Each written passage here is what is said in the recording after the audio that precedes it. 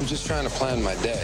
This year, he'll be seen in a number of films, and he just signed to star in the feature film version of The X-Files. Just one day after our interview, David married the star of TV's The Naked Truth, Téa Leoni. Due to security reasons, he didn't mention it, but I sensed something. Can I ask you, what's with you and Téa Leoni? We're very happy together. I've never been happier. And she tells me she's never been happier, so I believe her. I have to. Wedding bells? Oh, I don't know. You know, it's funny, I was just looking at your body language. You said, oh, I don't know, and then your head went like that. Are you aware of that? No. Well, no. I won't. No, I'm not aware of that at all. The X-Files. Do you believe at all in aliens, UFOs, government conspiracies, all the things that the X-Files deal with? Well, government conspiracies, I think, are a little far-fetched because, I mean, it's very hard for me to keep a secret with a friend of mine, and you're going to tell me that an entire government is going to come together and hide the aliens from us? Okay. I find that hard to believe.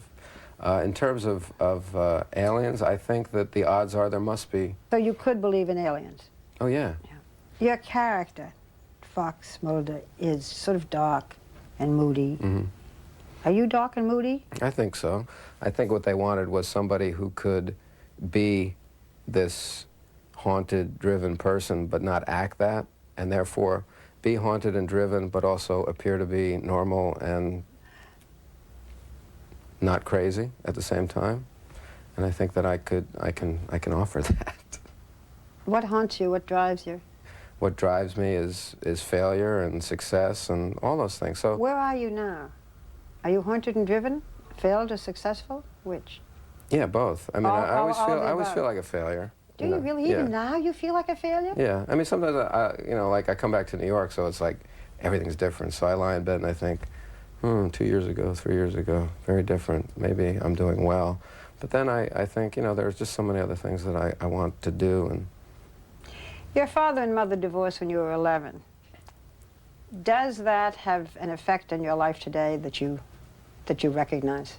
Well, yeah, I think that the only way to think of it is that, you know, people say in your wound is your gold, you know. Wherever you're hurt, that's where you become strongest. So that's what it's really about.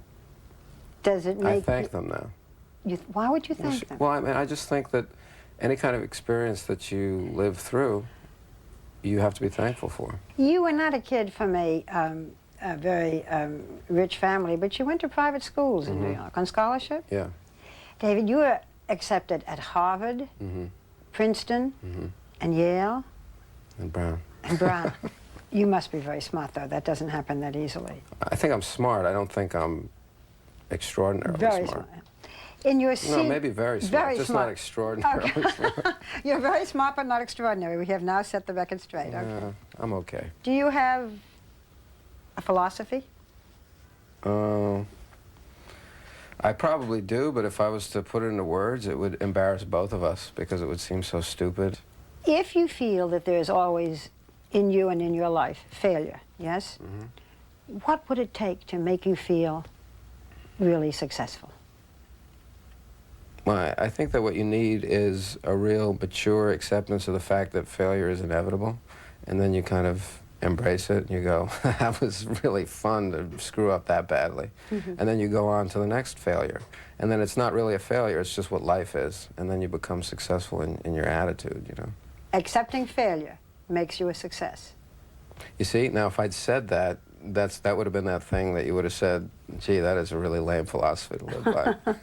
But I like that, and if anybody else asks me again, I'm going to say that.